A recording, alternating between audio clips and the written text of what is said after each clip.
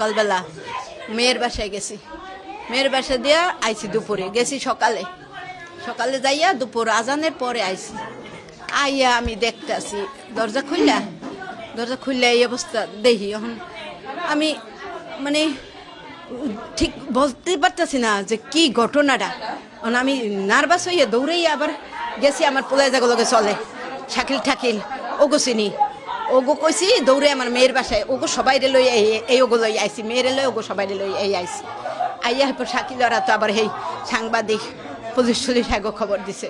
আমি জানাইছি মেয়েরে আর ওগো, ওরা আবার হে পুলিশ সাংবাদিক গেরে খবর দিছে।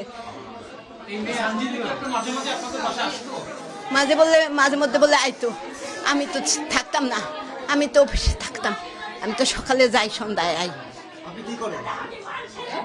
কেমিস্ট্রি চাকরি করি, মেন জালিম হয়েছে আমার স্বামী, ওর কারণেই আমার পোলাই নষ্ট, আর আমি এই অবস্থা সব ওই স্বামীর কারণে। আমি কেমিস্ট্রি চাকরি করি।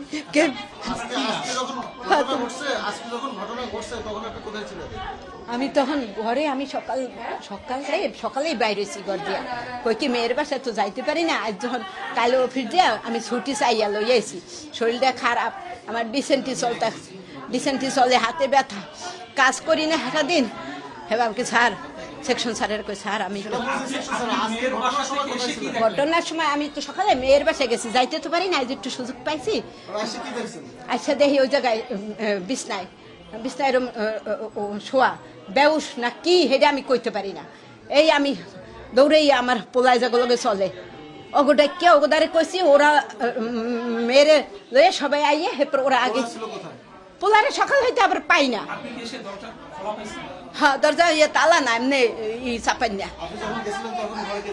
তখন ছিল ও, হ্যাঁ হ্যাঁ আমি, হ্যাঁ মাইনুল ইসলাম হিমু, সেলাইনে চাকরি করতো, এখন ছাটাইতে পড়ছে, এখন তো আর কিছু করে না। আমার বোনের মেয়ে, বড় বোনের ছোট মেয়ে, এই বোনের মেয়ের সাথে মানে 2 বছর পর্যন্ত সম্পর্ক, কিন্তু ছেলে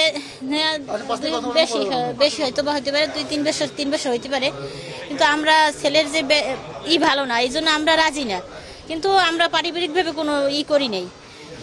কিন্তু আজকে তো হঠাৎ করে মানে ওর বড় বোনের বাসায় যাওয়ার কথা, ওর বড় বোনে ফোন দিছে যে আমার বাসায় আসো, ওরা বাসা পাল্টাবে কালকে। ও বাসা দিয়ে চার্জার এবং ইয়ারফোন চার্জে দিয়ে বের হয়েছে, কিছু খায়ও নাই বাসায়। বলছে তাই অর্পিতা বলছে তাড়াতাড়ি আয়, আমরা 2 বোনে চা খাবো আনে। এই আইসে এই আমার সেজ বোনের বাসায়, এই তা সেজ বোনের 2টা মেয়ে নিচে দাঁড়ানো, আমার এই যে মেয়ে মারা গেছে ও ওই দিক দিয়ে আসতে আসে, ওই ছেলে অলমাটের ভিতরে ছিল, ওরা ওদেরকে দেখে নাকি এদিকে দৌড় দিছে। আর ওরা তো ছোট মানুষ, ওরা খাতা কিনতে গেছে মুন্সি গ্যারেজ, হ্যাঁ, এরপর তো আর কিছু জানে না। এরপর আর ওদের সাথে আমার বোনের সাথে, ওই বোনের মেয়ের সাথে কোনো কথা হয় না, দেখা হয়নি। এই ছেলে এমন কোনো আগেই আমরা কোনো ইঙ্গিতও পাই নাই, ও আমাদেরকে বলেও নাই যে বা আমাকে থ্রেট দিয়েছে বা কিছু, এরকম কিছু বুঝি নাই। হঠাৎ এইখান থেকে ওরে নিয়ে আসছে এই সকালে। সংবাদ পাই যে একটা মেয়ের ডেড বডি আছে এই এলাকার নাম বলে 6 তলায় একটা রুমের ভিতরে একটা মেয়ের ডেড বডি আছে। সংবাদ শোনার তাৎক্ষণিক আমি থানায় ছিলাম, আমি আমার অফিসার স্টাফদের নিয়ে আমি চলে আসি। এসে আমি দরজাটা ফাঁকা করে দেখতে পাই যে একটা মেয়ের মৃতদেহ পড়ে আছে খাটের উপরে। তখনই আমি আসার পথে আমি আমাদের সিআইডির ক্রাইম সিন টিমকে সংবাদ দিয়েছি, যেহেতু এই বিষয়টা তোর স্পেশালিস্ট, এই জন্য ওদেরকে সংবাদ দেওয়া পর্যন্ত আমি আশপাশের লোকজনের সাথে, ফ্ল্যাটের লোকজনের সাথে কথা বলতেছিলাম, ঘটনা জানার চেষ্টা করছিলাম, আর তাদের জন্য ওয়েট করছিলাম যে ক্রাইম সিন টিমটা আসুক, তারা এসে কার্যক্রম শুরু করুক।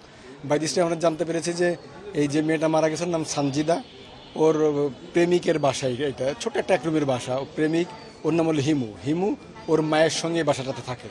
তো ওর প্রেমিকের বাসায় আসছিল। এরপরের ঘটনা প্রেমিক থেকে পাওয়া যায়নি, সে পলাতক আছে, আমরা তাকে আইনের আনার চেষ্টা করছি। এইটুকুই ঘটনা যে আমরা প্রেমিকের বাসায় প্রেমিকার মৃতদেহটা পেয়েছি। আর কি প্রাথমিকভাবে ক্রাইম সিনটে যেহেতু তার ডেড বডিটা পরীক্ষা নিরীক্ষা করছে, প্রাথমিক ধারণা করছে তাকে হত্যা করা হয়েছে। তো যেহেতু প্রেমিকের বাসায়, প্রেমিকই তাকে হত্যা করছে বলে আমরা প্রাথমিক ধারণা করছি। এই কারণে আমরা আমাদের সব সোর্সগুলো, ইন্টেলিজেন্সগুলো আমরা কাজ করছি যে তাকে আমরা আইনের আওতায় আনতে পারি কিনা, সর্বোচ্চ চেষ্টা চালাচ্ছি। সানজিদা হিমুর সঙ্গে তার সম্পর্ক 2-3 বছর আগে থেকে ছিল। হিমু বর্তমানে বেকার, কোনো কিছুই করে না। আগে এক সময় সে অপশনিনে কাজ করতো।